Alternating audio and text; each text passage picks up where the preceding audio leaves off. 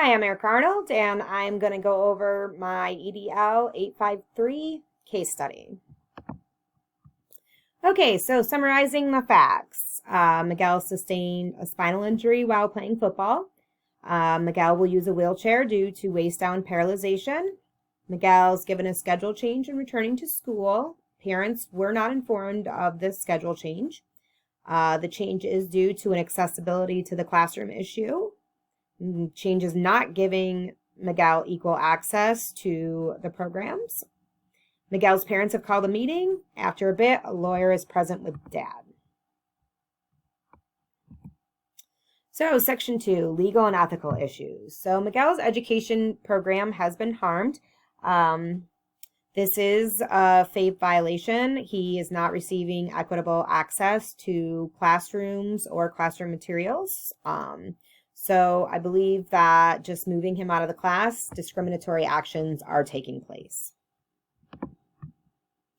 So what has happened in a single sentence? After a tragic spinal injury, Miguel was denied admission to a needed biology class due to lack of accessibility. All right, Section 4. So the people involved, Miguel, he's a student, football star. Mr. and Mrs. Hernandez are the parents. Ms. Guzman was the counselor. I'm the principal. Mr. Carey, the lawyer, representing Miguel. This is taking place at Dover High School, which is in a large urban district.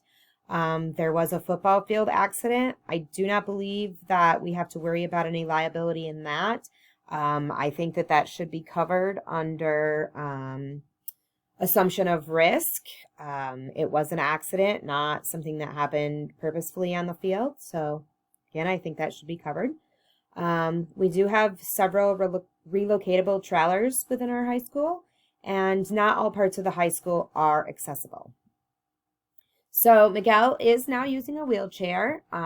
He needs accessibility, not special education. So therefore, he would qualify for a 504 plan.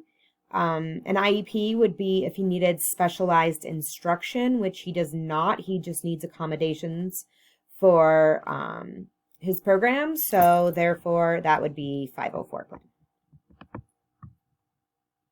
All right, Section 5. So the parents met with Ms. Guzman before Miguel returned.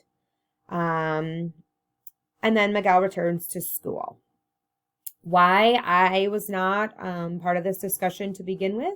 I believe all this should have been taken care of before Miguel even returns. This should not be an issue.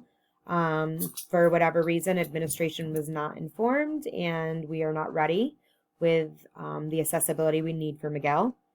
The welcome back ceremony that we held, I believe that was a bad decision. I do not know why an award was given.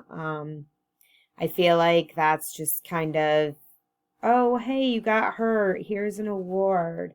If that truly was my decision, that never would have happened. I probably more would have encouraged the football team, the cheerleaders, things like that, like groups like that to do things maybe to make sure he has a good welcome back. I wouldn't have did a whole award ceremony, assembly, any of that thing.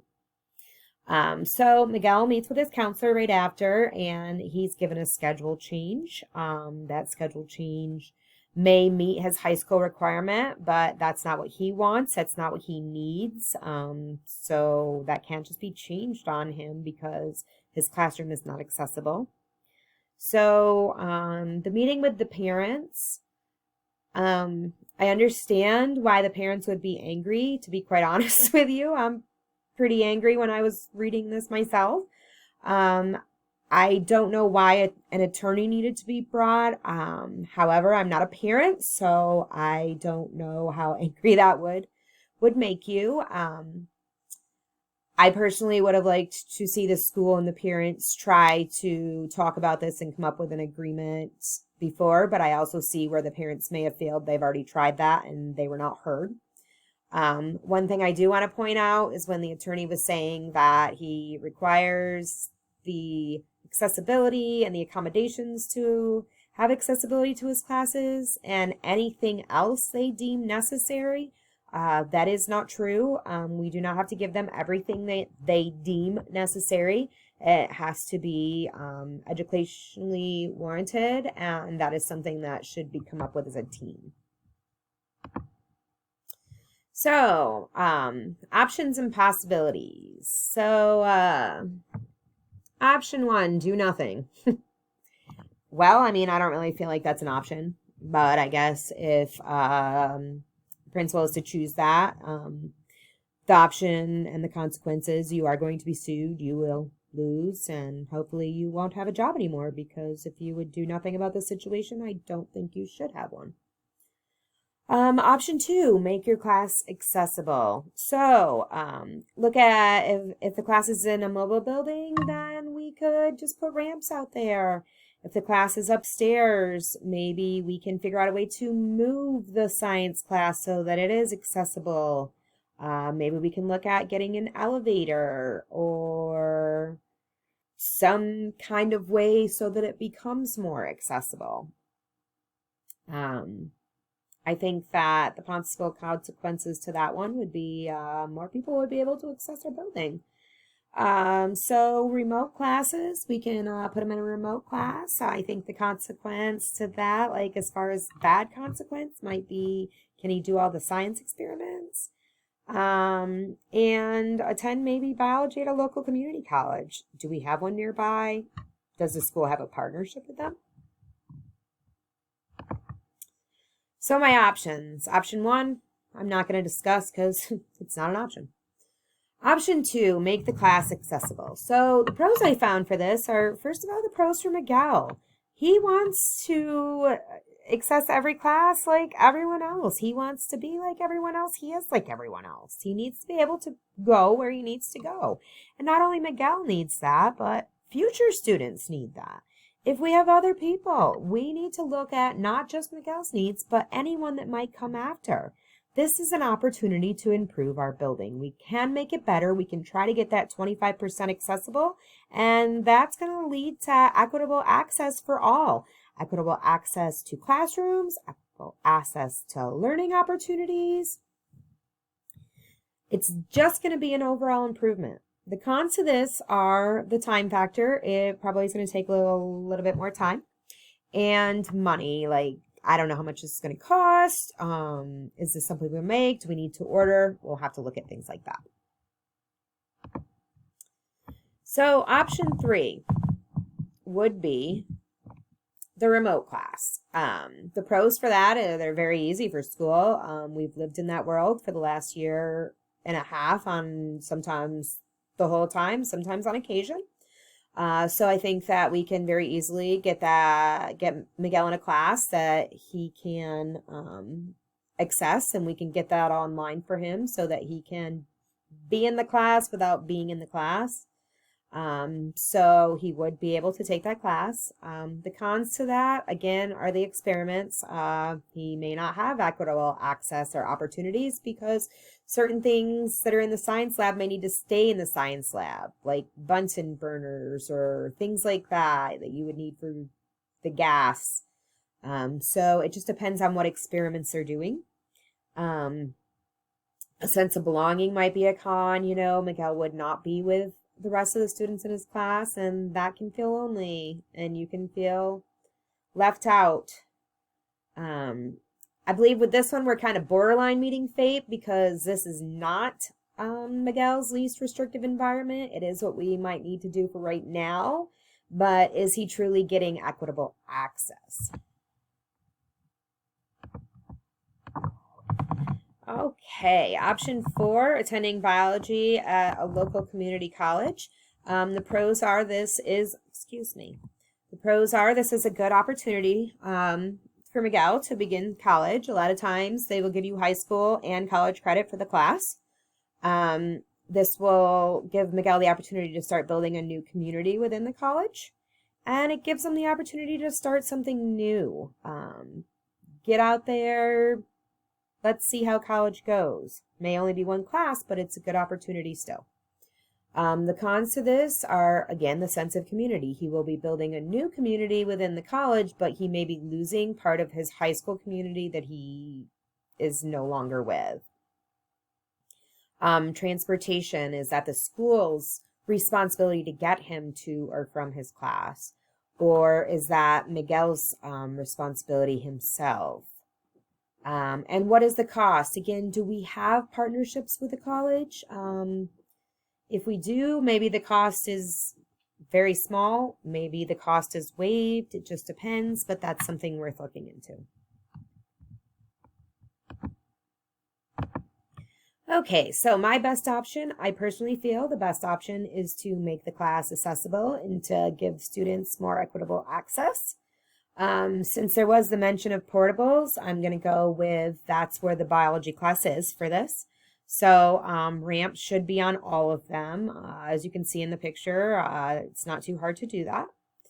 I will need to find out the regulations. So do they need to be purchased? Can they be built? Do they need to be professionally installed? What are the rules for that? So in order to do that, I think that's best to talk to the district maintenance team who's in charge of that and figure out what's going on. And then I'm going to need to get on the school board agenda so that I can present options and choose the best one with justifications to get them. So I'm going to start right after the parent meeting of how I would implement this. So right after the parent meeting, the first thing that I'm going to do is I'm going to let the parents know that we're going to find a solution for this. I will be calling someone and I will be getting back to them as soon as possible. So I'm going to call the superintendent right after the meeting and figure out what I need to do. Do I need to contact HR? Do I need to contact our lawyer? Do I need to contact the Board of Education? Who do I need to contact about this? Who can I talk to? Who can I not talk to? I'm going to ask about having the meeting with Ms. Guzman because that's something that needs to happen. And I'm going to present with a remote option that we can get started right away that I would like to give the parents and find out if that is okay. So after I figure all these things out, I'm going to be meeting with Ms. Guzman because number one, I would really like to know why this meeting didn't happen before Miguel even came back. Once she found out, the principal should have been informed. Therefore, we probably could have either been making these accommodations and getting things ready, or it could have already been done by the time that he got here if administration was just informed. You have to let people know things if you need things done. And something like that, just pushing that aside, like she's as liable for this as anyone else, in my opinion, at this. So I'm going to have a discussion with her about this and where she needs to go as well with this. So with permission again, I'm going to implement temporary remote class solution, and I'd like to inform the parents of that. I'd also like to set up a task force. So now we know the problem. I've gotten permission from the superintendent to do this. I would like that to include students in our building, teachers, administration, and parents. If the legal team says that that is possible, I would like Miguel's parents to be a part of this team as well. So getting that team, like people on that team, would be my next step. After that step was in place, I would do that discussion with district maintenance, make sure I get the regulations. Can we build them? Because with a high school, we have shop teams and shop classes, and that might be something that we can do within shop that students would love to participate in. And we might be able to do this in a very economical fashion if we're able to build those and get students on board with building and installing and all those things. So once I get all those regulations, the task force will get together. We're going to meet. We'll have a 2-week timeline because Board of Education meetings happen every 2 weeks. We need to come up with the options, get them all together as to what they are. We need to, as a team, choose our best option from that and give a list of reasons why. Once we do that, we will present all the information to the Board of Education, and we need to let the parents know when this is being presented, whether they're on the task force or not. I believe keeping them informed the whole way, communicate with them. The more we communicate with them, the more that they know, listen, this is what I'm trying to do, the more they're going to feel better, and the more likely that the legal part of this will go away. So once the board chooses and decides what we can do, we're going to implement the build. So then I need to know again, timeline needs to go to parents. If we're going to build and put them up, how long is that going to take? If we just have to order them and install them ourselves, how long is that going to take? If we have to order them and have them professionally installed, what is the timeline for that again? We want the parents to know. Keep building that relationship. Keep giving them our timelines. Keep letting them know the steps of our process. This should have happened before the student even came back to school, but unfortunately it did not. And working together with all stakeholders from the Board of Education all the way down to Miguel himself, really will not only show that we are willing to do what it takes for our students, but it will show that we care and we want the best for our kids. So communicate, communicate, communicate. And doing that, I think will make everyone happy in the long run. And hopefully this issue will be solved without courts or mediation or any of that. Thank you for listening and have a great evening.